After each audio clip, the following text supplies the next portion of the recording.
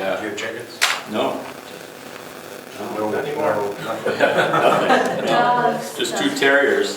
Jack Russell's probably would be. probably tear the coyote apart. No, I don't think so. No, not these two. Be a little appetizer for him. He's cold. Yeah, it'd just be a sampling.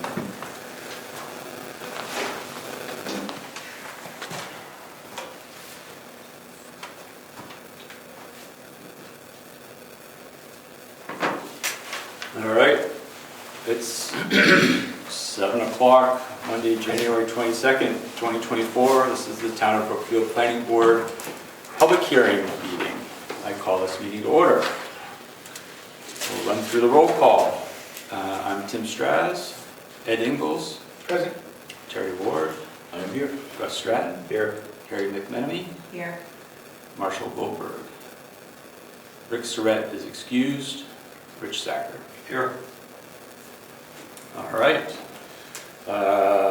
Seeing we don't have any alternates here, we won't call any to join.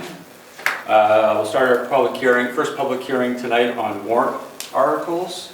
It is 7:01. We'll call this meeting to order.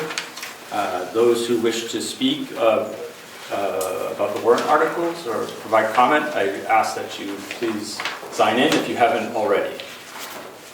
Give everybody a moment who wants to. All right, seeing nobody else wants to sign in, let me just review hearing procedure, rules of conduct very quickly. I ask that everybody who has questions or comments to please adjust the chair to me. I've asked that you not address each other during the conversation. There should be, we'll read the article, we'll state the rationale, we'll ask for comments, and then after we've gone through all the warrants, we'll have a discussion amongst the board, and then we'll start to we'll vote of whether or not we adopt or how we're going to vote on each article. So please identify yourself before you speak, and once again, don't engage in side conversations. The first amendment is amend Article 2A. 2A. Let me read the proposed amendment. The amendment reads, bless you, excuse me. The amendment reads, the minimum lot size permitted shall be 217,800 square feet, 5 acres, and which shall include a minimum buildable area of 87,120 square feet with slopes less than 8% of contiguous non-hydric soil, sufficient in size and configuration to accommodate all proposed structures, improvements, and facilities. The board's rationale for having this warrant article is that we were approached throughout this year by several citizens coming to the planning board asking to increase the minimum lot size to 5 acres. There's a lot of discussion and feedback from community members about trying to maintain rural character in the town. The board took that in, we discussed it, and we've also referred back to our 2018 master plan survey, and the overwhelming feedback we received from that survey was about maintaining rural character in town. And so we took that into account, as well as we looked at the zoning of Wakefield, Wolfboro, neighboring towns, who also have residential agricultural zoning, which is also 5 acres is their minimum for that zoning. So that's how we ended up, came to this warrant article. Anybody else on the board want to speak to that, or is that covered? Good? Thanks, Gus. Any public comment? Open the floor to public comment. Yes, Cole. Where did you end up with the frontage? I'm sorry? Road frontage? We're going to discuss that next. Oh, okay, Yes, sorry. no problem. Any other comments? All right. Seeing none, we'll move on. Amendment number 2 is amend Article 2A, 2C. The proposed amendment reads, all lots must have 400 feet of contiguous frontage on a class 1 through 4 roads, class 5 roads or approved private roads in order to be a building lot. And that lots fronting on Kingswood Lake must have 250 feet of contiguous frontage on the lake in order to be a building lot. Lot access must be provided from the 400 feet of contiguous road frontage. The board rationale is that we're looking at the 5-acre decision there, and we felt we needed to have a frontage requirement in order to ensure a sizable lot, that we didn't end up with long, narrow lots on a road frontage. So 400 feet, if the board members would help me recall how we got to 400 feet. There was a lengthy discussion of that. That resulted in almost a square lot. Okay. 5 acres and 400 feet was.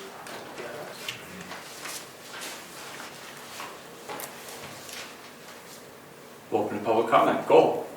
Yeah, I just was curious, I think that's gonna be tough for anybody. I know you guys are trying to limit the growth or buildings, I suppose, if you will. I know you're trying to avoid subdividing, but I think it's gonna be real tough for anybody, young or old, trying to build a house here. I'm not sure that that provides a very prosperous future for, you know, new taxpayers. I mean, 400 feet's a lot of frontage. I was looking, you know, I didn't do too much research, but there's not very many lots, including a lot of people here, that have 400 feet, you know. So I'm just hopeful that you guys have really thought about it before we just, you know, make an ordinance that you have to have it. It's gonna be real tough. That's all. Great. Thank you, Cole. Sure. Any other public comment on this? Seeing the other public is Craig and he's not interested, we'll move on. Thank you. All right, number 3 is add a solar energy system zoning ordinance. I will not read the whole document, the zoning document. Hopefully people have seen it. We've had it here in the town hall to review. I will just read the ballot question, which is, are you in favor of amendment number 3, the Brookfield zoning ordinance as recommended by the planning board as follows? Adopt a new article defining and regulating the installation of various types of solar energy systems. The board rationale behind that is we had a ZBA case this year regarding a solar installation in town, which prompted us to put together this ordinance in order to be able to properly regulate and protect people in town from potential other installations that may be difficult. Any other comments from the crew?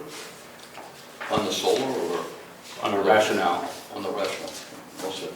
Other towns have them? Yes, thank you. Most other towns. Yes. So we use, to that comment, we use the Durham, New Hampshire ordinance as our baseline to derive our ordinance, which theirs was, as we discovered, is quite complex and extensive. We had to whittle it down. Any public comment?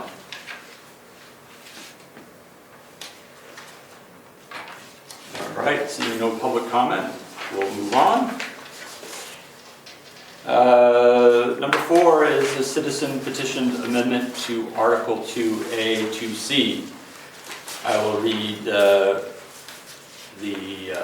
amendment as it was presented to the selectmen and passed on to the planning board.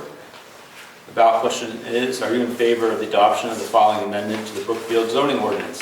Add to the existing Section A, 2C, page 4 of the current ordinance the following. Lots located on Class 6 roads, lots having at least 500 feet of frontage on a Class 6 road may, upon successful completion of the permit process as set forth in RSA 674-41 and Brookfield regulations, be developed with one dwelling. The lot shall have a minimum of 217,800 square feet, 5 acres. Subdivision of lots whose sole access or frontage is on a Class 6 road shall not be permitted. Greg, would you like to speak to the rationale?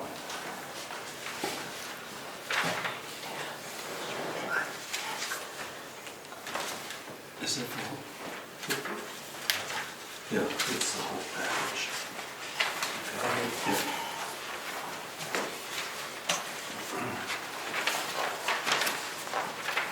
I'm gonna have to set. I can hand this out for you, Craig, if you want. We're actually all done. All right. Thanks for that. So,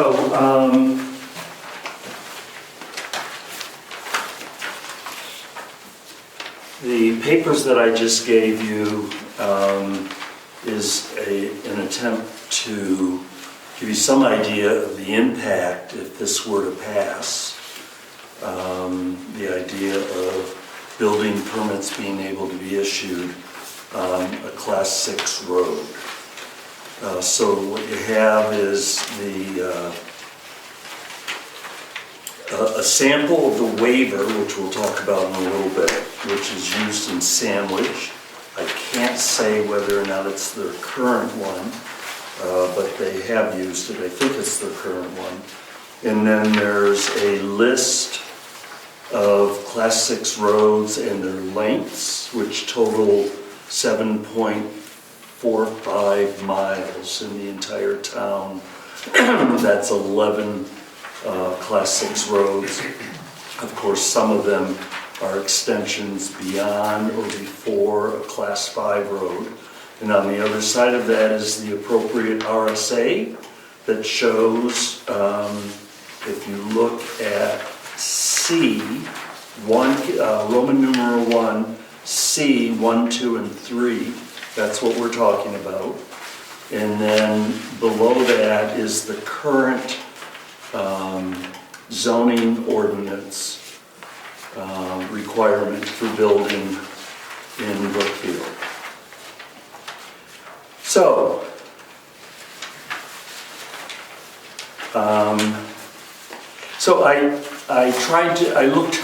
tried to find a definition for rural and rural character, which are the two names, or the two words or phrases that we use in our master plan.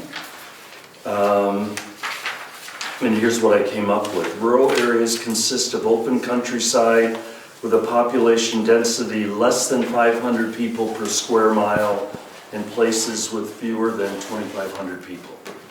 It's just a very, very broad definition. In general, rural areas are sparsely populated, have low housing density, and are far from urban centers.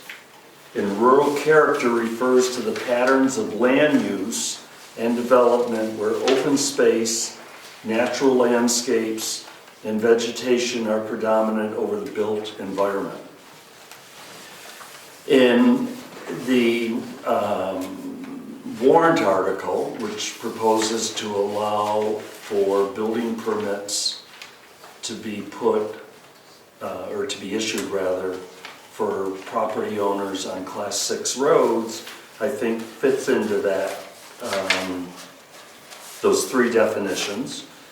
If you look at the various roads with their maps and lots, their road frontage and their acreage, in general, most of the lots are somewhere between 50 and 100 or more acres. Many of them have road frontage of 1,000 feet, with the exception of one on Cottle Hill. I believe they all meet, no, that's not true. On Florence Road, on Florence Drive, does anybody know where Florence Drive is? It's the extension, when you turn off 109 to go to Sanborn Road, what you first get on is Florence Drive. There's a little house on the left, and then that continues down to the creek. Pike Brook, that is. And there's only 250 feet of road frontage. The state owns one side of it. The man who owns the Sanborn Farm, Dr. Chapin, who's a veterinarian, has a horse farm. He owns the other 250 feet. So that's not buildable. The other place is Hanson Road. There's a existing subdivision, which is all in current use. The first lot is 120 acres. It goes deep. I think it actually, Chris would know this, I think it goes all the way to the Middleton boundary. That only has 250 feet, and then the remaining 6 lots that abut that are all part of the Carlson Trust, those all only have 250 feet frontage, but they do have 5 acres. In most cases, exactly 5 acres or like 5.1. But otherwise, we're talking about fairly large lots.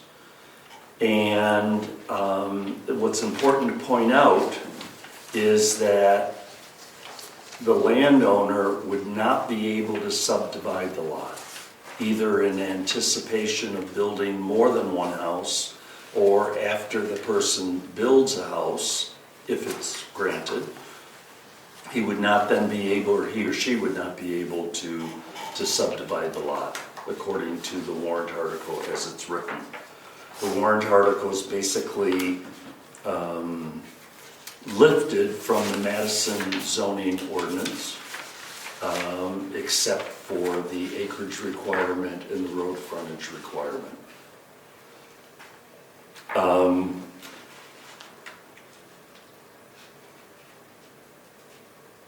The waiver, you have a copy of Sandwich's waiver. I've seen the Wolfboro waiver, but I don't have a copy of it.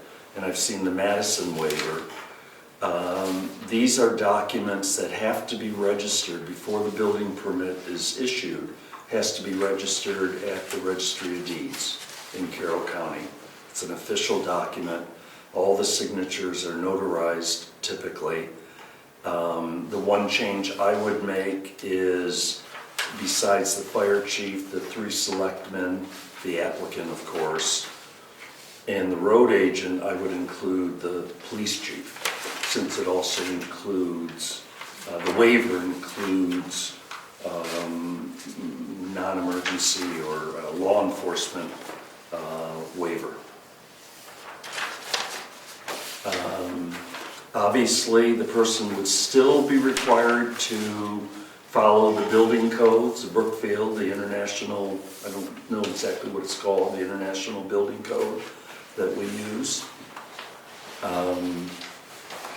They would have to deal with the fact that on most of these roads, if not all of them, there's no electricity. And they'd have to deal with the condition of the road as it is. Cottle Road, as many of you know, is very passable with a standard 4-wheel drive vehicle in or out of 4-wheel drive, at least some of the time in a dry summer. Another aspect, although certainly not the primary interest here, is that most of these lots are in current use. So there would be some income realized because the person would have to take probably a minimum of an acre, maybe a little less, maybe more, depending on the size of their building, and do the land use change tax. And so there's income from the land use change tax, which is 10% of the current assessed value. And then building fees, and then assessment for the development of the lot. I don't think we're going to see any $1 million homes going up, but you never know. More than likely, most of the people who would want to build on these roads would be building anything from a camp to a year-round home. At the meeting when I proposed this to the planning board, for those of you that weren't there, this first went to the planning board. The planning board took a vote on it and voted that they did not want to consider this for coming from them. So I did a petition warrant and in a day got 29 signatures and gave up after that because we only needed 25. But one of the concerns that often gets voiced is that the people who build on these roads are then going to start screaming and doing petition warrants for the road to be upgraded to a Class 5 road. Those of you that have lived here long enough may remember when that happened with Tumbledown Dick. After years, many years of a petition warrant, finally the selectmen brought it to the town and the town voters agreed to spend over $130,000 and turn it from a carriage road into the road that it is now, basically.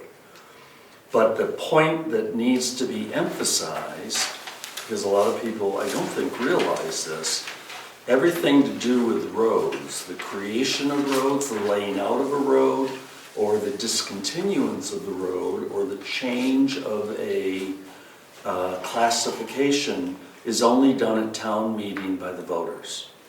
So let's say on Woodman Hill Road, in spite of all the conservation land that's up there, 3 or 4 people build on it and then start doing petition warrants.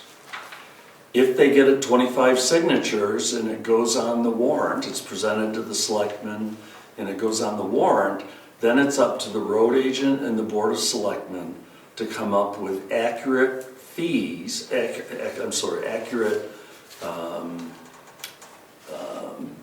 money figures, budget, for what it would cost to make a Class 6, that particular Class 6 road, a Class 5 road, and then what it would cost to maintain it.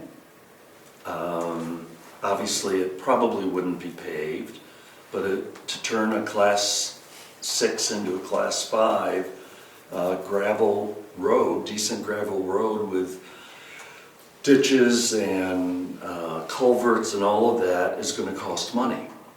And the voters decide. I voted against the the Tumbledown Dick expansion, but it passed.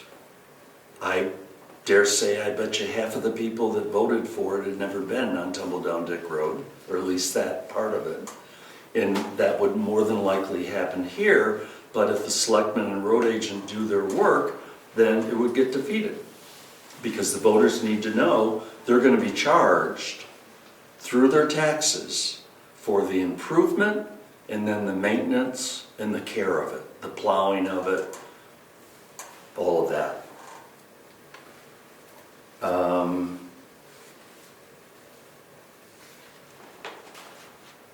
I do know that Wolfboro, Madison, Middleton, New Durham, and Sandwich all allow for Class 6 building permits. I went on and tried to make sense of the Wakefield zoning ordinance, but I couldn't. They have many different zones, so it could be that it's implied. I don't really know. I'd like to find out. And same thing like with Effingham and some of our other neighboring towns. And that's, I think, everything that I wanted to say, unless there's any questions. Well, we'll let public have comment. Yeah, and actually, I believe I'm correct in this. The planning board will not be voting or cannot vote on whether or not to put this forward. This is correct. We can vote whether or not we support it. Exactly. Yes. But it's because it's a petition warrant, it automatically goes to the voters. Yes, correct. Thank you. Great, Greg. thank you. You're very welcome. Thank you. Nice job, Craig. Thanks. Is there any public comment? All right, seeing none. It is 7:24. We're going to close this hearing and we're going to discuss the public comments. So we'll start at the top. There was nothing on our 5 acre, no comments for the 5 acre. The second one, the 400 feet, we received a thoughtful comment about the difficulty to achieve 400 feet and cost effectiveness. Is there any comment? Yeah. Can I address Cole's question? Yes, absolutely. You do realize this does not include pre-existing lots. Sure. So if you've got a 5 acre parcel somewhere and it's already 250 feet of frontage, it's already a buildable lot. Right. But if somebody's dividing up 300 acres Yep. or something, okay, I just wanted to make sure you knew that. Yeah, that's good. Thank you. Any other thoughts or comments on? Nope. All right. Let's go to nothing on the solar energy. Any comments regarding the citizen petition amendment? I've got a couple of comments. Okay. The first one is the RSA concerning emergency lanes. An emergency lane is an obligation that the town has to deal with if emergency vehicles cannot get to the dwelling. Now, the intent is that, with the proposal here, the intent is that the property owner signs all kinds of waivers. When you get down to the end, if an emergency vehicle can't get in because of a washout or a culvert, the town is responsible after go through public hearings and getting input required to fix that. So that, and they'll be our neighbors someday, so we're gonna say, you know, I can't get in, you gonna help me? Maybe the town say no, maybe the town say yes, but there's an RSA that says emergency vehicles have to get in. That's the one concern. The other concern is if it becomes a permanent year-round dwelling, and we have children living there, and I shouldn't say we're unfortunate enough, but if a child requires any sort of special attention, special needs, we've got to get a school bus there. And that trumps all the waivers. If there's a need for special education or special transportation, the bus has to get to the dwelling. That's federal law. If it's a special needs individual. How do you determine that? Like, from a planning perspective in this situation of setting zoning, like you can't anticipate who builds somewhere and who lives there. That's exactly right. But all our class 5 roads provide access today, and we do have special needs students that are picked up at the house. So all I'm saying is, someone happens to move in there, you can say there's waivers that we're not going to maintain the road, but there's an obligation to get a school bus. So you're implying that the landowner could possibly sue the town for road improvements because of their... I'm not a lawyer, all I know is that... I don't know, I'm asking... If it's who knows if it's going to be a special needs or not. If it's not a special needs, you got to get the bus within 2 miles. Okay. So, and if you look at the numbers, most of them get within 2 miles. Mm. But if it's a special needs, they got to go to the driveway, if required by the school district. So that's just an unknown. I mean, my bias is the other way. If the town wants to go this direction, let's carve out roads and make them class 5. We know the cost. Let's just bite the bullet and say, these are going to be our class 5 roads. Let's start developing. I mean, if that's what people want, they want to be able to build back there, then let's just do it. But the way it's written, today. But that's quite. I'm a little bit lost here for that because it's kind of, why wouldn't the town plan to convert why wouldn't there be a schedule of converting class 6 roads to class 5 then? Like, why wouldn't there be a demand for that? Well, there might be. To make that statement, because certainly in all of the selectmen meetings and everything that I've been to regarding to roads, there's been no discussion at all about making improvements to class 6 roads. Absolutely correct. For that. Correct, but now we have a citizen's petition that says, hey, we want to open up buildings on class 6 roads. Well, rightfully so, because if there's no plan by the town to accommodate to what you just said, then citizens have to act. Yes, so I'm suggesting that maybe the way to approach it is to put together a plan to change the class 6 to class 5. And let the town vote on that. But this I think is, we don't understand if there's going to be some cost coming at us that we can't control. Yeah. That's my opinion. Yes. It would seem that the expectation of access would almost mandate the improvement. The expectation of all that access that you were referring to would mandate the road improvement. Yes, that's my point. If we have to get a school bus in there, you have to fix the road. There's no question about whether we're going to do it or not. You will do it. I believe. It's the federal law. We can't regulate movements there. If you're going to say you can build there, who knows? Well, go ahead. Find that a little challenging. Well, just give it a minute, public, to let me see if anybody else on the board has comment. I don't know if this would hold up, but the sandwich one talks about the applicant assuming full responsibility for transporting any children to the nearest regular school bus stop. So I don't know if that violates federal law right there, but. The policy in our district is the bus will get within 2 miles. That's the policy, Governor Wentworth. But there's an overlay federal for special needs. That's right. And that depends upon if there's a handicapped child, what the needs are. There's a couple of ifs there. Right. But at that point, you're required to get, not a big bus, a transportation there. Just something to consider. Okay. I'm not going to take public comment on this one because this is going to go to ballot, so no matter what, so you all have an opportunity to weigh in on it there. But it's a healthy discussion. I enjoy the debate and the perspective. So, Yep. I have a question, maybe of Craig. Yeah. So the way I read this table, each of these line items that has a map lot number could potentially be No, one home? no, what you have to do is look at, see who owns it. For instance, on Woodman Hill, an awful lot of it is in conservation. Yeah, so like fishing game wouldn't be building a house. Right. Right. So hypothetically, if it has the frontage and the acreage, and it's owned by somebody, actually, we have a case where one of them, there's already a house built on it, or a cabin,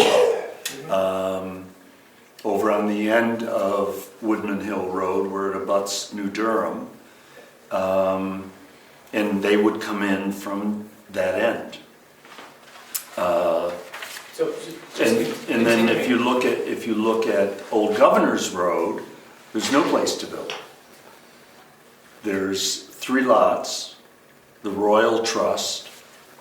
I couldn't find the road frontage on it, but it's at least 1,500, if not more.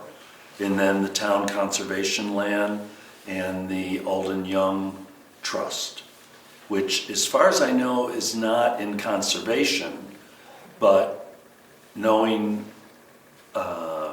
Alden Young's trust, I doubt very much that he would allow for building, but I can't guarantee that. The trustee of that is Nancy Spencer Smith from Wakefield. So I could ask her what clearly are the intentions of the trust.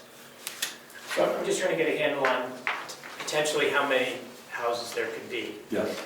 And so if you, let's assume that the first 2 articles pass, so we have 5 acre and 400 foot.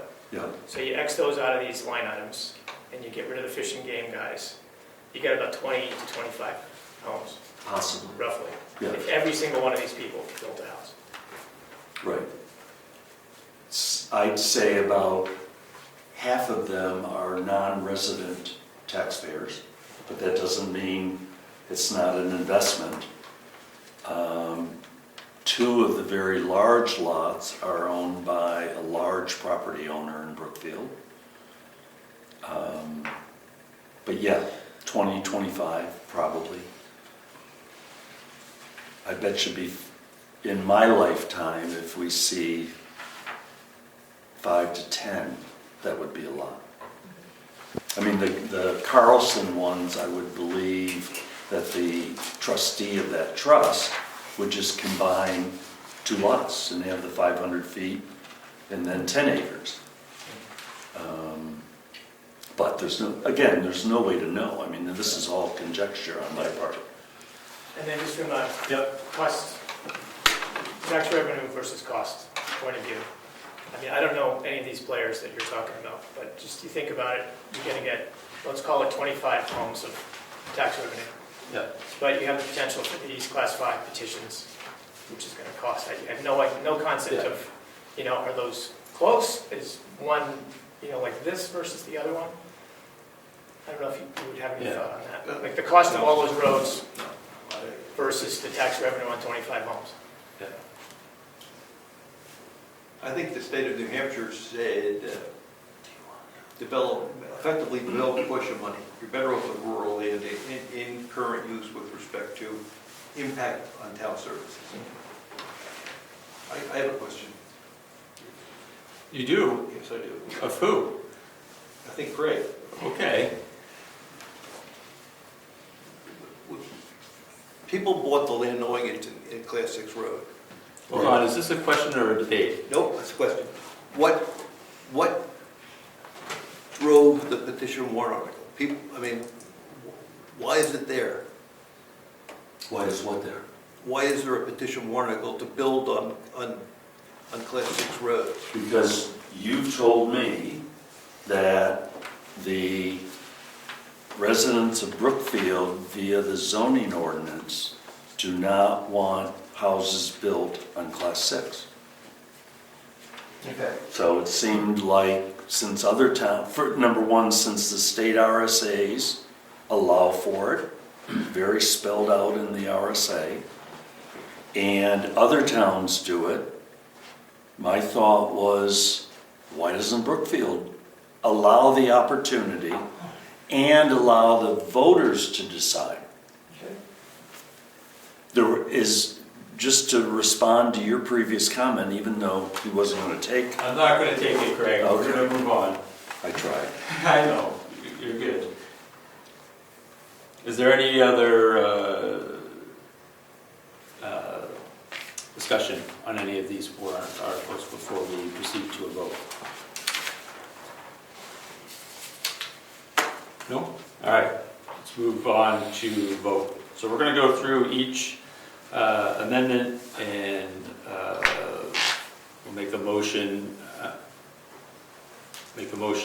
to accept this. This will be a vote that will go with the ballot question, and it will indicate to the town how we've decided on this.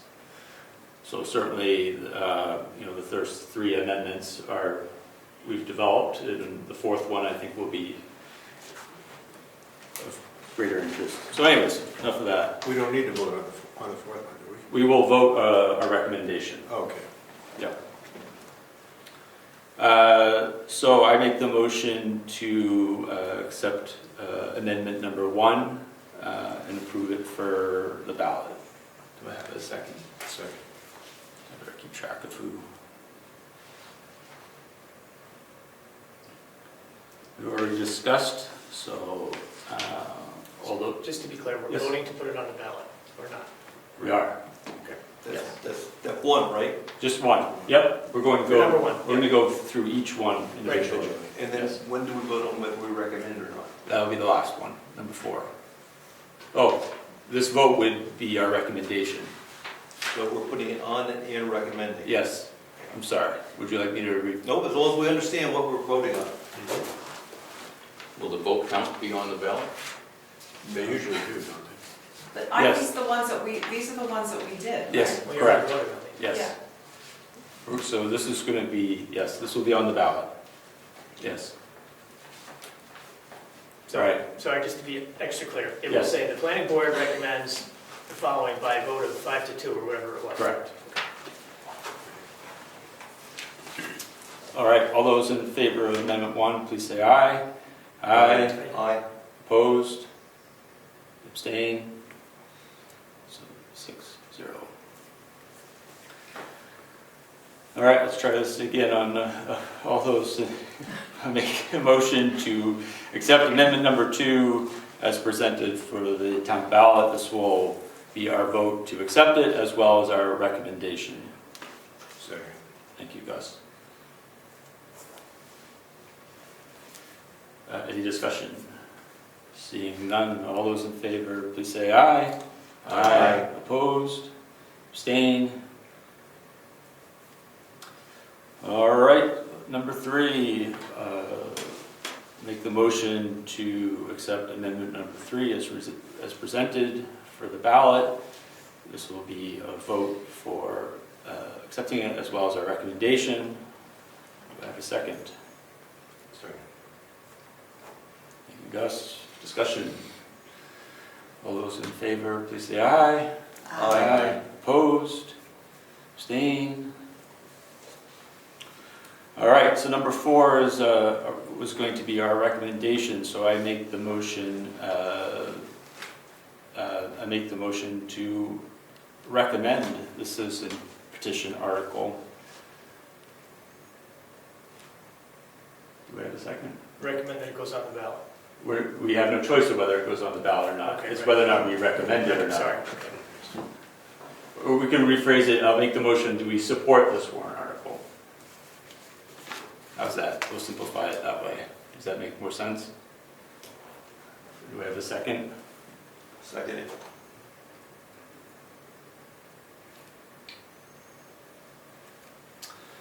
All right, any discussion? All those in favor of supporting this warrant article, please say aye. Aye. Opposed? No. Aye. Abstain? I'm going to abstain. Same with me. 2? Okay. 1, 3, 2. All right.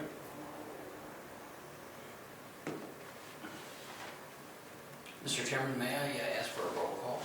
Absolutely. I'm Tim Strauss. Who else is here?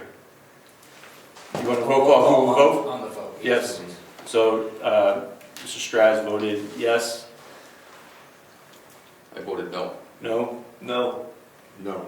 Abstain? Abstain. Thank you. You're welcome.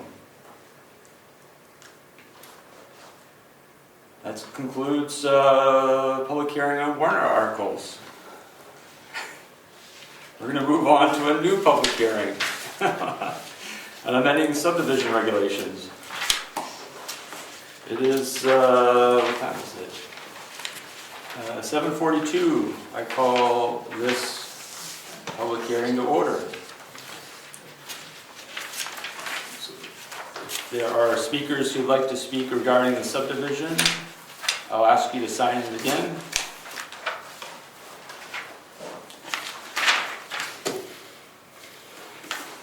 Nobody? All right. Same procedure and rules of conduct. The amendment is subdivision regulations update. I'm not going to go through and read all the updates, but I'll summarize. There is we added language on the definition for road private to include and shown on a plan approved by the planning board. We've amended the notification on page 9, and then we updated on page 18 the final development of waterfront lots. Our rationale is these needed updates. We were behind the times on some of these, and this document was in need. Public comment?